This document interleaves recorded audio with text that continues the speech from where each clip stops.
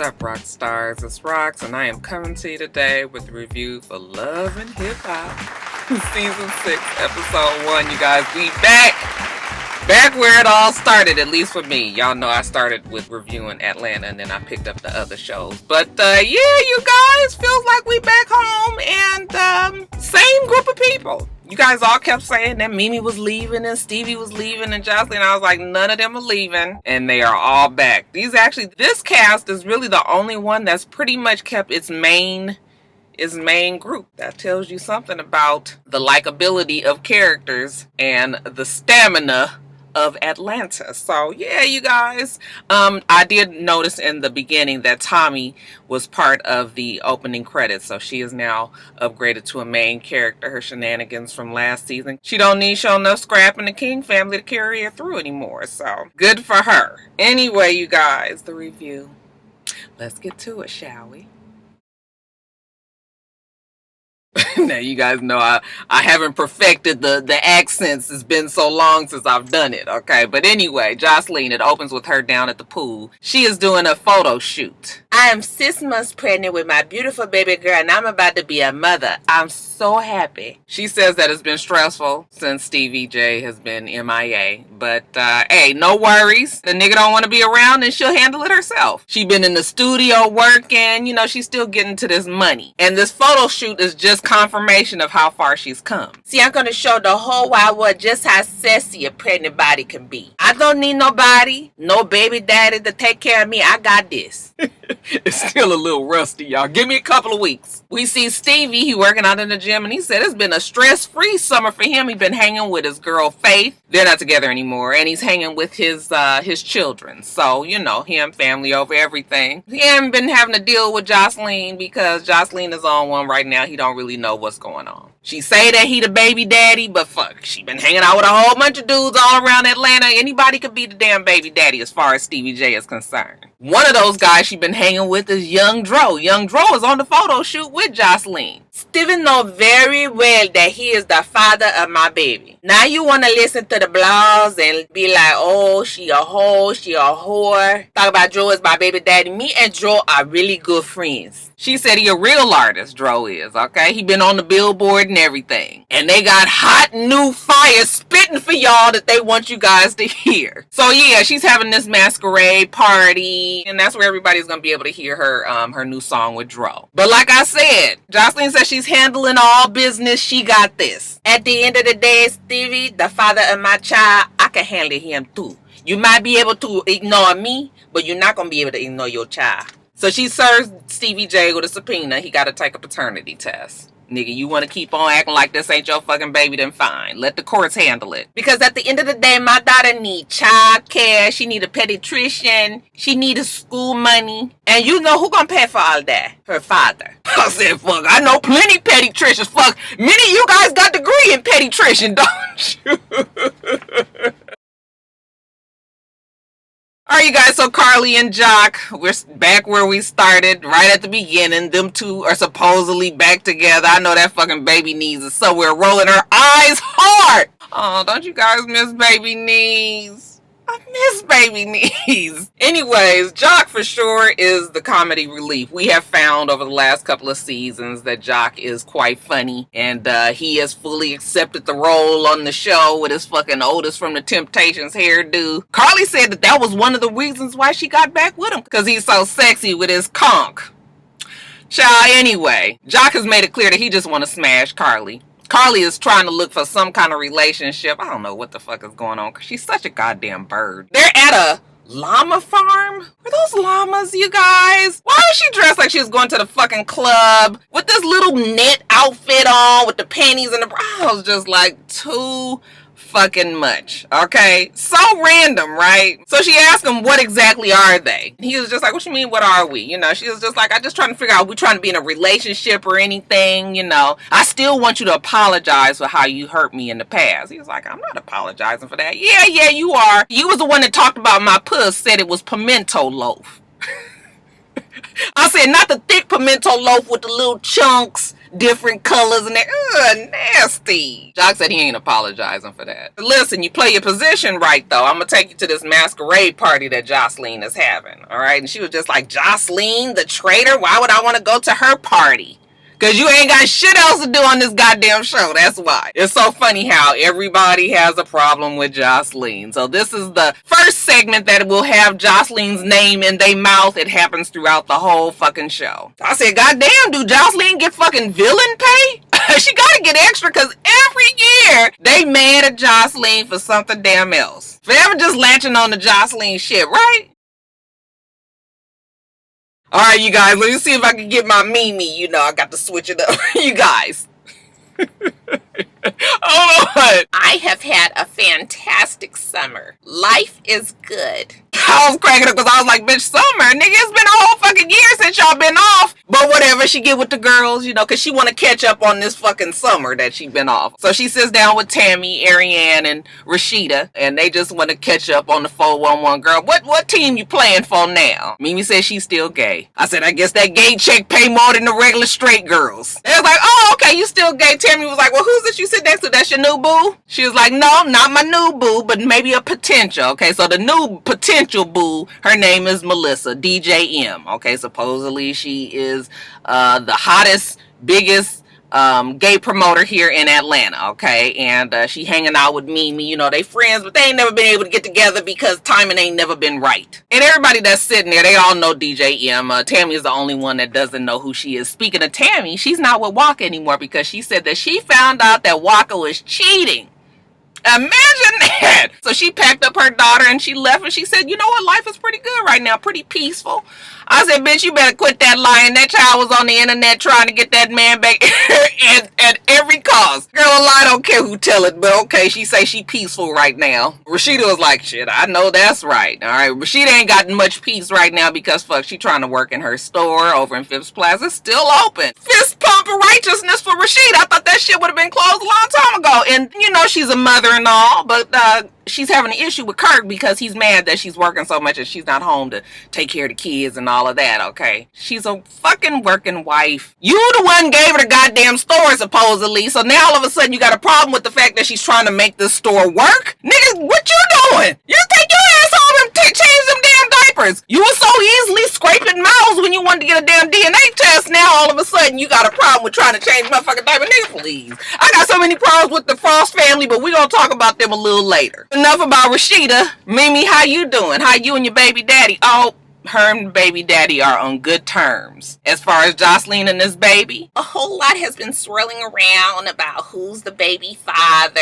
Is it this person? Is it that person? Could be young Droz. It could be Stevie J's. He was having sex with her unprotected, so just get a blood test and figure it the fuck out and stop all the hoopla. I don't know why they fronting, because everybody knows that that baby is Stevie J's baby. Speaking of Jocelyn, and once again, this is another segment with Jocelyn's name in their mouth. We find out that Melissa and Jocelyn are good friends. And Melissa was just like, yeah, I mean, you know, she's a good person. She's in a different place right now. She's having this baby and everything. So her mind ain't on all that. I don't even let her talk about Mimi when she's around me. You know, Mimi is like, as long as they don't talk about me, then I don't have a problem. You can be friends with whoever the fuck you want. Well, thank you, Mimi.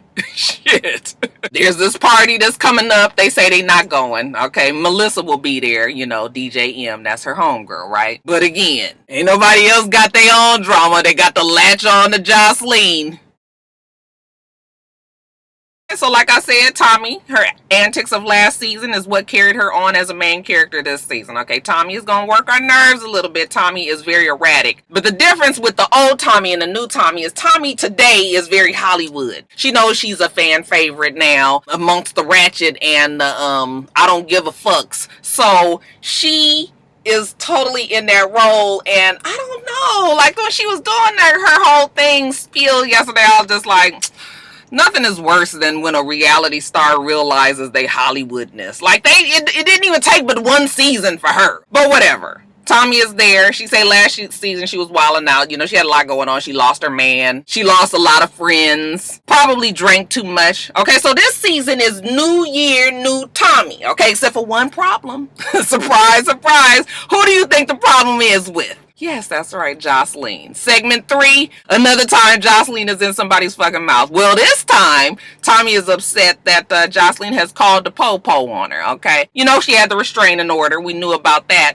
But all of a sudden now, the police want to talk to Tommy. So Tommy has called Stevie J down because there's nobody else, I guess, that she can talk to because she wants him to come down with her to the police station, okay, and try to get this shit straight. Of course, while she's explaining all this, all of a sudden she just breaks out and starts crying. I can't go back to jail. Like, why people be trying to make me go back to the way I used to be? Or she couldn't just keep it on the streets. I was like, bitch, she ain't kept it on the streets because the streets don't fucking pay. We're gonna get these legalities involved, and then you're gonna see the whole fact that you talking about taking care of your family and everything. You're gonna stop acting a goddamn fucking fool out in these streets when you realize that it's stopping your fucking money. And Jocelyn has learned that. So Jocelyn don't want to fuck a bitch up no more. We just gonna call the police and then we gonna let them handle it. She gonna get it eventually. Like I said, she Hollywood. She not all the way there, but she gonna get it eventually. Stevie J says, yeah, there's a lot going on with Jocelyn. I haven't really dealt with her too much the whole time over the summer because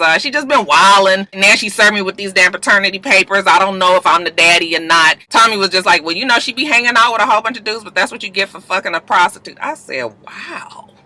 Is that how you feel, Tommy? I nigga got a whole bunch of nerves. The bitch stayed undressed all last season. But okay. Stevie J was like, okay, well, I'll go down there with you. We'll get the lawyers, and we'll get the bail bondsman, and, you know, we'll make sure that we all set. Okay, but as far as Jocelyn, he says that he needs to sit down, have a talk with her, see if they can, you know, clear the air on what's going on between the two of them. So later on, and this actually happened at the end of the show, but we're going to put it right here. Tommy does go down to the, excuse the damn fire siren. That would happen when you be on location, y'all. God damn, it's another one. It must be a bad fire around here. Let's get back to it. She take her ass. Another one, y'all. God damn. Ooh, I wonder what done happened. Try it one more time. Tommy takes her ass down there, and to make a long story short, they arrest her ass. They don't give a fuck that Stevie J there in his whole orange outfit, orange hat. They don't want to talk to him. She actually had a warrant out for her arrest because she threatened to shoot Jocelyn, and they have her on tape. Did she do that at the reunion? I don't know when else they would have her on tape. You know, many times. She be pulling so many fucking stunts on social media. She probably did something, and they arrested her. Put a warrant out for her. That was their way of getting her down there. So she is going to jail. And then we see Stevie J, like I told you, he wanted to sit down and have a conversation with Jocelyn. You know, Jocelyn, I never thought that I would go through this with my baby daddy. A child deserves both of their parents. But, hey, she got to do what she got to do. Stevie J wants to talk to her. She's going to sit down and talk to him. So they meet at some place. We're going to hear more of the conversation. We're going to hear the conversation, period, next week. Because, you know, it was just all very slow motion and dramatic. She's sitting at the table waiting on him. He come and sit down, you know, like he the boss. And she asked him what's going on. And he said, you tell me. So that's how that ended. But I want to get to this fucking masquerade party. Now, Jocelyn tells us that this party is a special occasion. Dro is not the baby daddy. Tonight, they're there to celebrate their new music. Remember I told you guys about the hot fire that they gonna spit, right? Jocelyn tells us, everybody that I take a picture with in the music industry, like they claim that that's my baby daddy. How many baby daddies do I got? Child, Jocelyn say she can't worry about it. Her girl Melissa there. She say that Melissa is her really, really good friend, just good people. I lean towards the fact that Melissa is there because don't nobody else fucking like Jocelyn on the show. She don't get along with not one person on the show. So they had to bring somebody in as a really, really good friend. This would be Melissa. So she get on the stage. She got this special announcement, you know, she and Dro gonna make. Everybody's just standing around waiting for me to get my announcement like, y'all so thirsty. Instead of saying that Dro is the baby daddy, she tells them about the song. They play the song. You guys have heard the song. It was all on social media and a little bit on the radio out here when it first came out. Anyways, who is at the party? Well, we got Jock over there. And Jock is there, sans Carly. He didn't want to bring her with him. And he's just standing over there talking to what we could tell From what we could tell, a very pretty woman. Kirk is on his way later. But sure enough, we see Carly's bird ass sneaking in. Did I tell you guys that bitch want to write a damn sex book about her sexcapades? And she said it's partially about her and Jock's sexcapades. I said, bitch, who want to buy a fucking book by you? So you can talk about how to be 47 fucking years old and fuck on niggas younger than you that don't take showers but once every 3 days because they in the trap all the goddamn time. I ain't forgot that Jock said that. I know that nigga smell like outside. She sneaks her ass in, and Melissa sees her. She's like, what the fuck you doing here? You know what I want to hear? She said, don't be starting no shit with Jocelyn, okay? This is her night. Carly's like, I don't give a fuck about Jocelyn. I'm here to see what my man doing. Jock, over there. She sees him talking to some chick. Carly got to go inspect, and Melissa was like, fine, as long as you don't get no shit started, even though she got a good eye on Carly Red. Okay, so stick with me, because the story is about to evolve very quickly. They gave us a whole bunch of information in a few minutes. Carly walks up. Oh, hey, Jock, I see you talking to some chick here. Who is this? Jock says, that ain't my girl. Okay, this is Rob's girl. Her name is Jasmine. Carly says, Rob who? The one that just got out of the feds? That would be the very same one. So Rod, I thought they were saying Rob at first, but it's Rod. Evidently, Rod and Mimi used to go together a long time ago, and Rod is kind of fucking crazy. Rob evidently is a bad dude. And Carly says, well, if he a bad dude, then old girl must be a bad chick as well. And not bad meaning good, I mean bad meaning bad. Jock congratulates her on her new baby. Carly says, you got a baby? How you have a baby? He been in jail for a long ass time. Jasmine tells us that the baby is not Rod's. Carly said, the baby not Rod's? Well, who is it then? Jasmine looks at her and she says, well, it's Kirk's. Kirk Frost.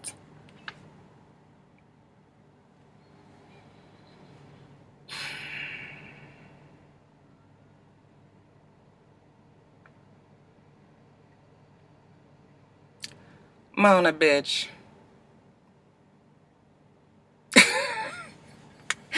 You are not fixing to do this to us this goddamn season. I am sorry. You really want us to believe that one bitch is gonna walk up to another bitch randomly in a club at a goddamn party and ask all her business about her personal life and that she had this baby with somebody else other than her goddamn boyfriend, and then the lady just gonna come right out and tell her who it is when she know that they friends with I said, girl, you was doing the most. I told you guys that we was gonna wait and see how this shit played off on the goddamn show. From now, the fuck on, remember last season, I started every single segment of Mimi's segments with a face like this?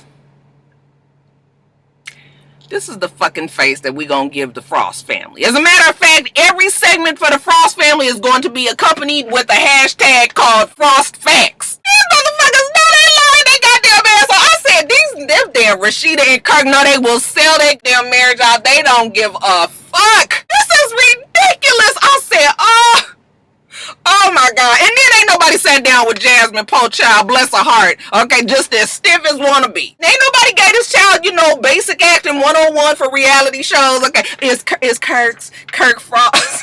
I said, girl, loosen up. Okay, look at Carly. Crackhead a little bit, just sprinkle a little bit of that in there, and loosen up. But I said, child, that Mona, no, she trying it. But for the sake of the show, Mona, we gonna go on and play along. We gonna let your motherfucking ass know from the very beginning that we don't believe this shit. I do believe the reactions of everybody there, though. I don't think that Jock knew that she was going to say that. That was a secret between Mona, Kirk, and Rashida's ass. Oh, I tell you, that shit wore me out. I said, okay, Mona, with your stupid ass. Shit. So, now Carly is worked up into this fervor because all of a sudden she and Rashida are ace boon coons and she got to find out the 411 on everything because what does she got to go back and tell Rashida? Why do you have to go back and say, well, I guess this is something you would have to tell your girl. But anyway, Jock said he didn't know shit about it. He going to shoot off a text message to Kirk real fast because Kirk is on his way, remember? He don't want Kirk to just walk in here blind to this shit. Then all of a sudden, here go Kirk. This nigga is just the shiniest he want to be. I said, there goes sweet baby Ray. He come in,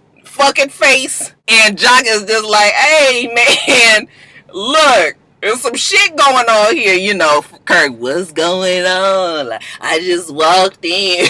What's happening? Jock was just like, do you know, old girl? Okay, Jasmine is standing over there. Jasmine said that she's had enough to drink, that now she's buzzed enough she can deal with Kirk and his bullshit. Kirk was just like, nope, sure don't know her. She's like, you don't know me? I'm putting too much in it because she wasn't like that. She was like, you don't know me? Nope, I don't know you. Also, you had never been over my mama's house? And he was just like, nope, sure haven't. Same fucking face Kirk, you know. So now you know, Jasmine is upset with old stiff as a fucking ironing board ass, you know. She was just like, oh, so I guess I see where we stand. He was like, first of all, you know that I'm married, okay? And you know Rashida, so what would I be dealing with you for as a married man? She was like, nigga, you know that I'm single. So why would your married ass be fucking around with me? He was just like, look, I don't know her. I ain't come up here for this. You know, Carly over there caping so hard that Jock had to put her ass out. Well, they just told her that she need to go. So Melissa take her away. But yeah, Kirk say he ain't got time for this. He ain't came up there for this. He gotta go. But old girl tells us that, yeah, she had this baby with Kirk 3 months ago. This is the same Kirk that was at the hospital when she had the baby. He been giving her money to take care of this baby and all this. I said, oh, look.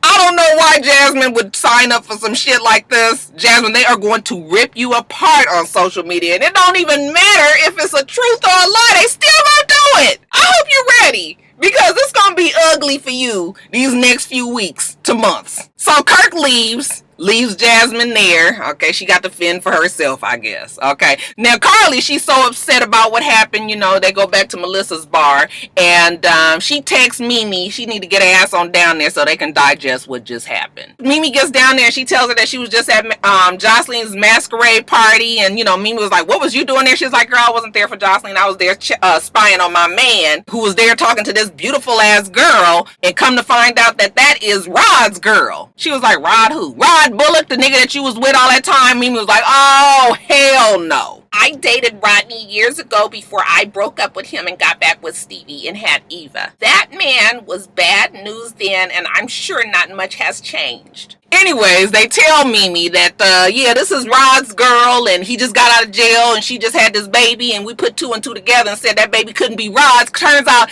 that the baby is Kirk Frost's baby. Again, I don't think Mimi knew, because this was a secret amongst the fucking Frost family and Mona. Mimi was just like, oh no, this cannot be true. But Mimi gives us the first signal of the out that the Frost family, mark my words, is going to use somewhere around the middle towards the end of the season. Rodney is a fucking scam artist. He fucked my credit up. I went to jail. So he and Jasmine could be playing this same scam on Kirk and Rashida right now. She doesn't say that, but that is the bug that they try to put in your fucking ear so that you know that with all of the shit that they building up on Kirk and Rashida, well, on Kirk supposed to be the father of this fucking baby, this is how that shit go. I said, Mom, goddamn it, you is really trying my nerves today, but you know what? You ain't gonna get my damn nerves bad. You is not going to get me upset and excited. Because I already know that there's some bullshit, you guys. Anyway, skipping back over to Kirk, you know, he said he got to rush and get to his woman so that he can tell her what's going on before Carly Red gets to her, okay? Thank God she was at the Buckhead townhouse that Mona rented for her niece that go to Clark Atlanta University. He said he don't know why people ain't got shit better else to do than worry about somebody else's happiness and how they can fuck it up. I said, ain't this about a bitch, nigga? You don't want to fuck the girl, nobody else. But anyway, he walk in the house. Okay, fuck it face, you know. What's up? You know, she was like, dang, you back early? And he was just like, yeah, well, yeah, something funny kind of happened. Like, you know, I just walk in and Carly had this crazy looking look on her face. And I was looking at her like, what's up? And then this broad come stumbling out the back drunk and everything. And she said that I was the father of her baby. Rashida looking at him like, what? I'm keeping my eye on Rashida's reaction. Because I'm trying to figure out how I would act if my husband came and told me some shit like that, okay? Because bitches don't just come and pull you out the blue and say that you the fucking baby daddy to their damn baby, right? So I'm looking at Rashida. She said, what, really? Okay, what's her name? Her name Jasmine, yeah. Did you know her? No, I didn't know her. Well, maybe. I think I might have saw her at the strip club. Other than that, yeah, I don't really know her or nothing. She was just like, Okay, well, she say she know her husband. Okay, and this story don't sound right. The nigga flip-flopping and, you know, tumbling around over the conversation. He don't know what the hell to say. Okay, so she gonna keep her eye on this shit. Give him enough rope just to hang himself. So she was just like, Kirk, you know that we had a whole bunch of problems in the past. Are you out there fucking this girl? He was just like, nope, not doing that. She said, okay. Well, if you're not fucking her, then we fine. You're not the daddy, right? Okay, good. We have no problems here. But I'm going to tell you one thing. If you are the daddy, then you got a problem, okay? We may be here. We not here, but we here. We got a problem. I said, child, full of fucking niggatry. Full of fucking niggatry.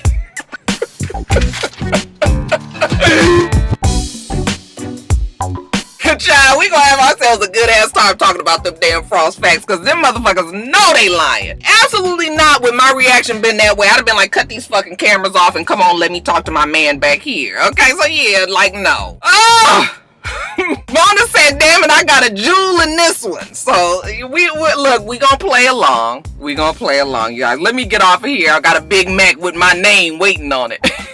Make sure you rate, comment, and subscribe to the channel. Ooh, I'm hot as fuck. I'm itsrox. The channel is for itsrox. Everything else I do will be in the bottom bar. All right. So I hope that you have a wonderful, wonderful rest of your day. I plan on doing the same. Till next time, Roxstars. Bye.